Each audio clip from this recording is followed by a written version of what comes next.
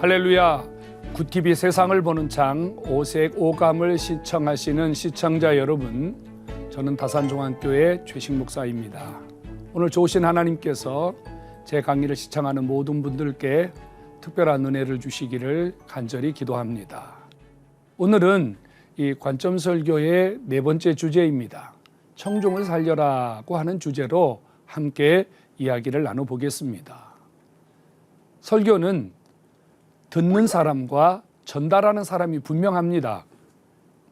설교를 전달하는 사람은 설교자이지만 설교자가 설교자를 위해서 설교하는 것은 아닙니다. 설교자의 설교의 타겟은 청중입니다. 청중이 있기 때문에 우리가 설교를 하는 겁니다. 그런데 대부분의 이 설교자들은 설교가 청중을 위해서 존재한다는 사실을 깜빡 잃어버리는 경우가 있어요. 그래서 설교를 준비하고 무엇을 전할 것인가를 생각할 때 청중을 생각하는 게 아니라 목사님을 생각해요. 목사님 입장에서 목사님이 내가 이거 전하면 좋겠다. 내가 이거 설교하면 좋겠다. 이것이 이렇게 자꾸 목사님 위주로 설교자 위주로 설교를 진행하려는 이런 생각들을 종종 갖게 됩니다. 저도 마찬가지였습니다. 저도 이 관점 설교를 하기 전에는요, 늘 제 입장에서 설교했습니다. 내가 전하고 싶은 거 전했고, 내가 전하기 좋은 거 전했고, 내가 전하기 불편하면 전하지 않았고, 이렇게 설교했습니다.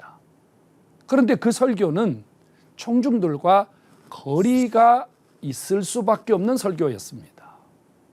제가 관점 설교를 함께 나누면서요, 저에게 달라진 뚜렷한 변화가 있다면 성경 본문을 정하고 난다면 하나님이 이 본문을 통해서 무엇을 증거하기를 원하시는가를 찾고 나면, 이 관점을 찾고 나면 곧바로 제 머릿속에는 청중을 떠올리는 것입니다. 오늘 이 말씀을 통해서 청중의 어떤 모습이 하나님 앞에 달라져야 될까? 혹은 주님이 이 청중들에게 말씀하시려는 목적은 무엇일까? 이 청중들을 이 하나님이 원하시는 목적 앞에 데리고 가기 위해서 어떻게 설교를 해야 될까? 청중에 집중하게 되었습니다. 사실 오랫동안 목회했습니다마는 청중에게 이렇게 관심을 갖기 시작한 것은 그리 오래되지 않았습니다. 청중, 사실 설교자에게 설교를 들어주는 분들이잖아요. 청중이 없다면 설교 자체는 아무 의미가 없는 거고 설교 행위 자체가 성립될 수가 없는 거잖아요. 그런데도 우리는 이 청중에 대해서 그동안 아주 너무 쉽게 생각했습니다. 청중을 생각하며 고민하고 청중이 무엇을 원하는지를 찾고 이 설교가 청중들의 어떤 부분을 아프게 하고 어떤 부분을 치유하는지에 대해서 사실은 우리는 구체적으로 고민하지 않았습니다. 저는 이 관점 설교를 하게 되면서 청중을 살려야 된다는 것에 정말 마음을 다잡았습니다. 청중을 살려야 된다. 그러기 위해서는요, 청중 이해가 필요했습니다. 청중을 이해해야 된다. 저는 얼마 전에 공황장애를 겪었습니다. 아주 심한 공황장애를 겪었습니다. 어느 날 느닷없이 제 안에 저도 모르는 감정적인 변화가 일어나기 시작했습니다. 어떤 공간 안에 있는 것이 너무 답답했고요. 밖으로 막 튀어나가고 싶고요. 그 다음에 어떤 감정이 한번 올라오면 통제할 수 없을 만큼 제 안에서 거친 것들이 막 올라오기 시작했습니다. 엘리베이터를 타는 것이 두려웠고요. 운전하는 것이 두려웠고요. 잠을 잘 수가 없었습니다. 거의 1년 가까이 수면제를 먹고 잠을 잤습니다. 이 공황장애를 겪으면서 정말로 이런 병에 내가 걸리다니, 어떻게 나에게 이런 일이 있을 수 있을까? 정말로 너무너무 힘들었습니다. 심지어는 주일날 강단에 제가 설교를 하고 있는데, 입으로는 설교를 하고 있는데 속에서는 다른 것들이 꿈틀거리기 시작했습니다. 그리고 머릿속에서는요, 빨리 내가 이 상황에서 벗어나야 되겠다. 내가 빨리 설교를 끝내든지 지금 마치고 밖으로 도망가야 되겠다. 막 이런 충동이 느낄 만큼 아주 심하게 저를 괴롭힌 적이 있습니다. 물론 지금은 거의 치료가 되었습니다. 하나님 앞에 다시 무릎을 꿇고 다시 하나님 말씀을 붙들고 몸부림을 쳤습니다. 지금은 거의 한 90% 이상 사라졌습니다. 그런데 제 주변에 이런 공황장애를 겪는 목사님들, 공황장애를 겪고 있는 성도들이 너무 많다는 사실을 이번에 처음 알았습니다. 제가 너무 힘들고 답답해서 제 선배님을 찾아갔습니다. 목사님, 제가 요즘에 이렇게 힘들고 이렇게 고통스러운 시간을 보내고 있습니다. 저에게 좀 조언을 해 주십시오. 제가 어떻게 하면 이 상황을 이겨낼 수 있겠습니까? 그랬더니 그 목사님이 조용하게 제 손을 잡으시면서 이렇게 말씀했습니다. 목사님, 나도 지금 그런 시간을 겪고 있습니다. 나도 1년 6개월 전부터 이런 힘든 시간을 보내고 있습니다. 깜짝 놀랐습니다. 그분은 겉으로 보기에는요, 너무 인자하고 정말 누가 보아도 목사님이셨습니다. 그런데 이런 분이 그런 아픔을 겪고 있다는 사실 앞에 저는 정말로 깜짝 놀랐습니다. 또 다른 분을 찾아갔습니다. 그랬더니 역시 그분도 똑같은 이야기를 했습니다. 저도 3년 전에, 저도 5년 전에, 저도 몇 년 전에 제 주변에 이런 아픔을 겪는 분들이 너무 많았습니다. 제가 이 이야기를 하는 이유는요, 제가 한번 그런 시간을 겪고 나니까 청중들이 얼마나 힘들게 사는구나. 우리 성도들이 얼마나 힘들게 사는구나. 우리 성도들이 얼마나 아픔 속에서 생활하는가를 피부적으로 느끼게 되었다는 말입니다. 그때부터 저는 좀 더 청중을 이해하려고 노력했습니다. 상투적인 말, 상투적인 위로가 아니라 정말 하나님이 주신 이 관점, 하나님이 주신 이 목적을 붙들고 정확하게 프레임 속에, 이 설교의 기동 속에 집어넣어서 정말로 청중들이 우리의 아픔과 고민을 이 오늘 하나님 말씀을 가지고 해결받았으면 좋겠다는 마음을 가지고 청중들에게 다가가기 시작했습니다. 정말 청중을 살리려고 하는 이 목회자의 이 열린 마음이 되는 순간 성령님이 은혜를 주셨습니다. 은혜를. 설교는 청중을 살리는 겁니다. 우리가 설교를 나무를 향해서 하는 거 아니지 않습니까? 우리가 설교를 짐승을 향해서 하는 게 아니지 않습니까? 우리의 설교는 분명하게 하나님이 만드신 사람, 불신자, 신자, 낙심한 자, 그 다음에 지금 힘든 상황을 겪고 있는 성도들, 청중 이해가 필요합니다. 교회 안에 한 500명의 성도가 앉아 있다 그래서 이분들이 다 신자라고 생각하면 안 됩니다. 이분들이 다 주님을 섬기는 그런 사람이라고 생각하면 안 됩니다. 그 500명 속에는요, 예수 안 믿는 사람도 있고 주님을 향해서 대적하는 마음을 가지고 있는 분도 있고 헌신된 사람도 있고 헌신에 대해서 불평을 가진 분들도 있고 목사님 편도 있고 목사님 편 아닌 분도 있고 교회 편도 있고 교회 편 아닌 분도 있습니다. 이런 청중들이 지금 목사님의 설교를 듣는 대상입니다. 그렇다면 이분들을 개별적으로 이해해 주셔야 됩니다. 제가 이런 설문을 한 적이 있습니다. 만약에 목사님들의 설교만 듣고 예수 전혀 안 믿는 사람이 교회에 와서 예수를 믿겠다고 결단하기까지 얼마나 시간이 걸릴까요? 목사님들에게 이런 질문을 하고 이런 조사를 한 적이 있습니다.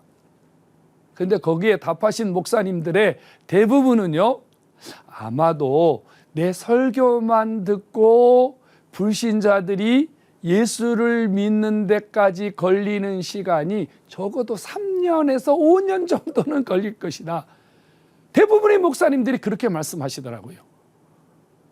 그럼 3년에서 5년 동안 그 불신자가 버텨준다면 감사하겠지만 3년에서 5년 동안 이 들리지 않는 설교, 자기와 관계없는 설교를 들으면서 얼마나 힘든 시간을 보내야 되겠습니까?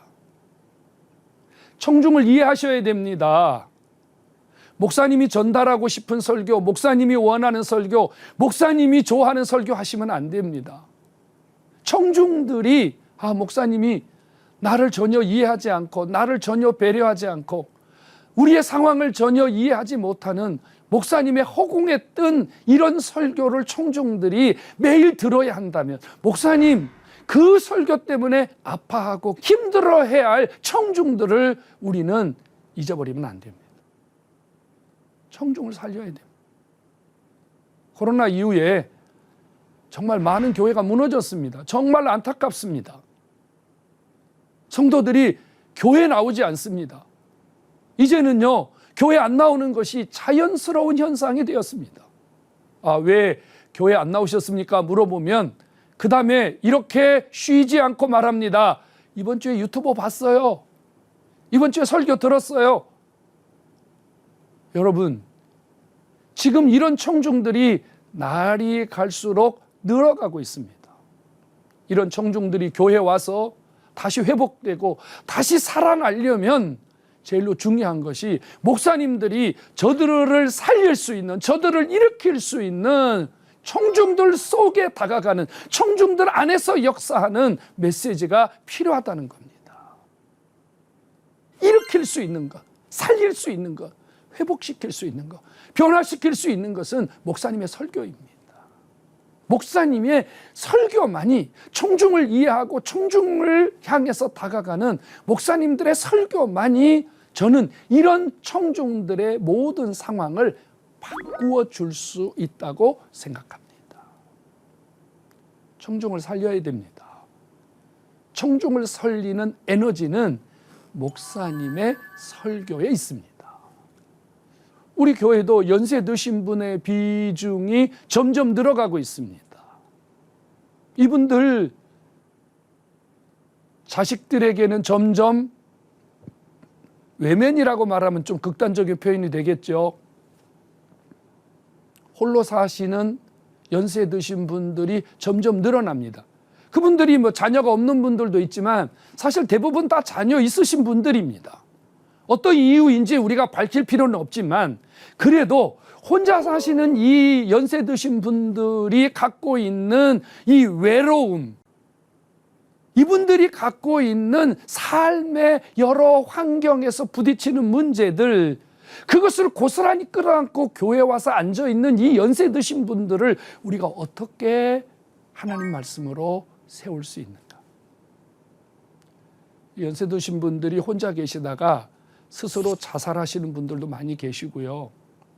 그 다음에 아예 집에서 나오지 않고 문을 걸어 잠근 채 한 달, 두 달 동안 칩거하시는 분들도 요즘 많이 늘어나고 있습니다. 자, 이분들이 다 우리가 설교해야 될 청중들입니다. 이분들을 어떻게 목사님 끌어안으시겠습니까? 그분들이 교회에 왔기 때문에, 그분들이 지금 예배당 안에 앉아 있기 때문에 무조건 우리는 그들에게 어떤 설교든지 하면 이분들이 그 설교를 통해서 각자 알아서 하나님의 은혜를 받을 수 있다고 생각하십니까? 좀 무책임한 설교라고 생각합니다. 청중을 이해해야만 합니다. 청중에 대한 연구가 필요합니다. 요즘 젊은이들은요, 3포, 5포, 그 다음에 7포, 9포, 이런 용어들이 난무하지 않습니까? 결혼을 포기하고, 주택을 포기하고, 자녀를 포기하고, 그렇죠? 그 다음에요, 미래를 포기하고, 그다음에 가족과 함께 사는 것을 포기하고, 심지어는요 극단적으로 생을 포기할 만큼, 요즘 젊은이들은 모든 것을 해야 되겠다, 하면 된다라는 사고보다는 못한다, 안 된다, 포기해야 되겠다는 젊은이들이 늘어가고 있다는 겁니다. 이 젊은이들이 지금 교회에 오지 않습니다. 절망적이고 환경이 지금 열악한데도 매달리지 않습니다. 더 이상 하나님 교회 찾지 않습니다. 얼마나 심각합니까? 이 청중들 어찌하시겠습니까? 나는 청소년 사역, 나는 청년들 사역과 관계없다는 핑계로 여러분 이분들을 그냥 방치하겠습니까? 청중을 이해하셔야 됩니다. 청중을 살려야 됩니다. 그러기 위해서는 이 젊은이들이 왜 고민하는지, 왜 이들이 삶을 포기하고, 왜 이들이 삶 속에 있는 그 귀중한 가치들을 포기해야만 하는지, 목사님들이 청중을 살릴 수 있도록 저들 속에 다가가야 된다고 생각합니다. 교회가 다가가야 된다고 생각합니다. 코로나 이후에 아주 심각한 문제 중에 하나는요, 교회 청소년들이 없어지는 거 아닙니까? 주일학교가 없어지고 중고등부가 없어지는 거예요. 지금 우리 여름 시즌 아닙니까?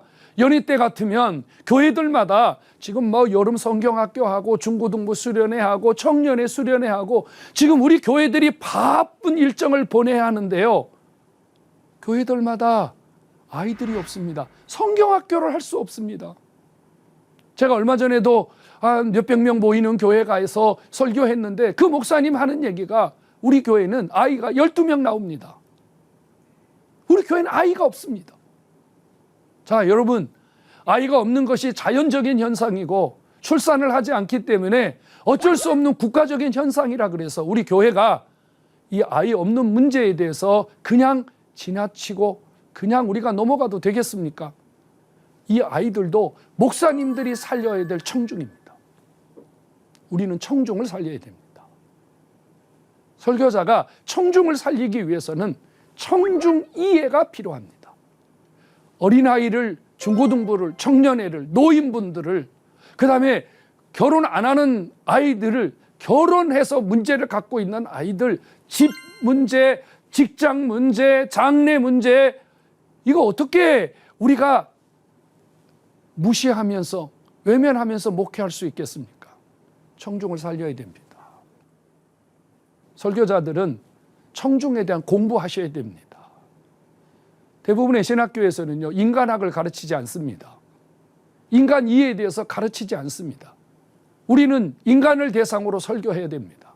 인간을 모르고, 청중을 모르고, 청중의 상황을 모르고, 청중이 지금 무엇을 원하는지를 모르고 설교한다면 이것이야말로 허공을 외치는 설교 아니겠습니까? 관점 설교는요, 청중을 살리는 설교입니다.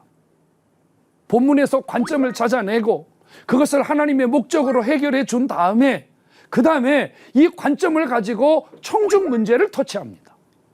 청중이 갖고 있는 문제의 상황을 청중들로 하여금 인식하게 만들고, 그 청중이 지금 갖고 있는 문제를 어떻게 해결하면 좋은지 해결 방향을 정확하게 제시해서 청중을 일으키고 청중을 살려내는 일을 위하여 관점 설교가 애를 쓰고 있습니다. 저는 이 관점 설교 학교를 운영하면서요, 한 2,500명 이상의 목사님들이 우리 학교에서 이 관점 설교를 함께 나누었습니다. 작은 교회 목사님부터 대형 교회 목사님까지 여러 목사님들이 함께 이 관점 설교를 나누었습니다. 이 관점 설교를 목사님들과 함께 나누면서 그저 목사님들에게 들려지는 공통적인 말이 있습니다. 그것은 바로 우리 교회가 살아났어요. 우리 교회가 살아났어요. 그 말은 이 관점 설교 속에는 청중을 살리는, 청중을 일으키는 정확한 적용과 청중을 일으키는 정확한 청중 접근이 있기 때문입니다. 우리가 신학교 다닐 때 이제 교수님들이 이렇게 가르쳤어요. 우리가 열심히 설교하면 적용은 성령님께서 알아서 하신다. 그러니까 너희들은 본문만 열심히 설교 잘하면 된다. 이렇게 가르쳤어요. 그래서 정말 그런 줄 알았습니다. 성경을 열심히 연구하고 정말로 열심히 설교만 하면 청중은 성령님이 알아서 다 해결하는 줄 알았어요. 근데 제가 목회해 보니까요, 안 그렇더라고요. 목사님들이 청중 이해가 없이 청중 상황을 해결해 줄 수 없는 설교를 하는 것은 설교가 아니었다고요. 청중들은 그것을 설교로 받아들이지 않고 성경 공부로 받아들이는 거죠. 우리가 아무리 성경을 가르치고 성경 공부를 해도요, 사람을 성경 공부로 변화시키는 것은 참 어렵습니다. 뭐 다른 분들은 모르겠습니다만 저는 해보니까요, 성경 공부로 사람을 변화시키는 것은 좀 힘이 들더라고요. 그런데요, 청중들이요, 하나님 말씀을 바로 들으면 설교 한 편만 바로 들어도요, 삶이 변하더라고요. 사람이 바뀌더라고요. 은혜 받아야 된다는 얘기예요. 은혜 받으려면 오늘 하나님이 말씀하시려는 본문과 오늘 청중들이 처한 상황을 목사님들이 연결해 주셔야 됩니다. 그 존 스타트 같은 목사님들이 유명한 말 했지 않습니까? 설교는 뭐예요? 설교는 하나님과 청중들을 연결하는 브릿지라고 그랬습니다. 탈이라고 그랬습니다.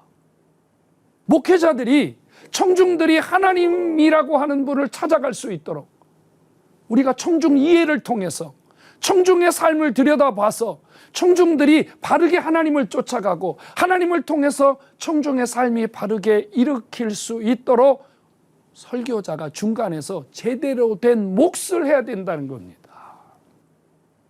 지금 한국 교회에 수많은 청중들이 지금 교회 바깥에서 맴돌고 있습니다. 교회 안에도 청중들이 있긴 합니다만 교회 안에 있는 청중들조차도 지금 교회에 주저앉지 않고 있습니다. 기회만 있으면 교회를 떠나려고 합니다. 이 청중들을 살릴 수 있는 방법이 뭐겠습니까? 바로 목회자입니다. 설교자입니다. 한국교회 설교자들이 정확한 관점과 정확한 하나님의 목적과 정확한 청중 이해를 가지고 청중을 살려낼 수 있으면 좋겠습니다. 청중을 살리지 못하는 교회, 청중을 살리지 못하는 설교자가 하나님의 교회요, 하나님의 사용하는 설교자라고 말하기에는 부끄럽지 않겠습니까? 관점 설교, 청중을 살리는 분명한 힘과 청중을 살리는 분명한 에너지가 있다고 확신합니다. 청중이 살아야 됩니다. 청중이 사는 것만이 설교가 사는 길이고 교회가 사는 길입니다. 오늘 이 관점 설교를 통해서 청중에 대한 이해를 조금 더 가까이 할 수 있는 기회가 되어줬으면 좋겠고요.